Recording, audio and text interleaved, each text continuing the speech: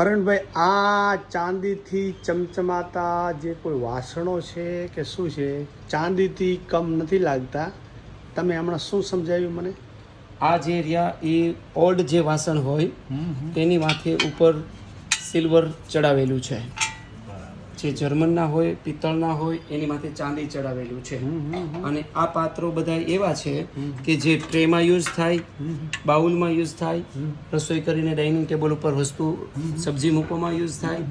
આ ભગવાનની કોઈ પણ દેવસ્થાન હોય એની અંદર પાણી મૂકી અને ઉપર ફૂલ ઉપયોગ થાય. આ છે પાનપેટી. જે પાનપેટી પહેલાના જમાનાની, આની અંદર વસ્તુ મુકાય છે. આ બધી વસ્તુ છે. વાહ વાહ.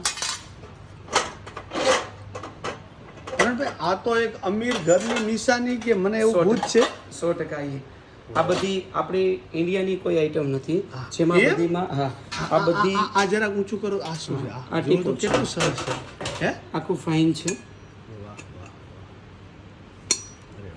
અને ક્યાંનું છે આ? તમે આ કોઈને પૂછવું પણ ન પડે. ચાંદી ચડાવેલું છે અને એની અંદર નીચે મેડન ઇંગ્લેન્ડના માર્કા બી લગાવેલા છે. અચ્છા, બહારનું છે એમાં કોઈ બે મત નથી. એ ખુદ એની પહેચાન છે. જે પહેલા રાજાશાહીની અંદર જે મહેમાનો માટે સારી જે સોનાના ચાંદીના વાસણો કે કોઈ પણ વસ્તુ ટ્રે વાહ ન યુઝ કરવી પડે કે ચાંદી કે સોનાનું ન કાઢવું પડે. બરાબર. એટલે આ વસ્તુ made in England, made in Australia ત્યાંથી વસ્તુ મગાવી અને મહેમાનોને યુઝ કરવા માટે જે વીઆઈપી માં ગણતું થતા એવા લોકોનું આ પર્સનલી કોઈ પણ ખાસ મહેમાનો હોય એના માટે આ વસ્તુ છે.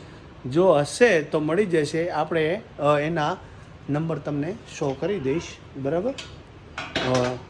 એના કમેન્ટમાં મારા કે ભાઈના નંબર હું શો કરીશ. અગર વસ્તુ હાજર હશે તો મળી જશે. સરસ સરસ, ગુડ.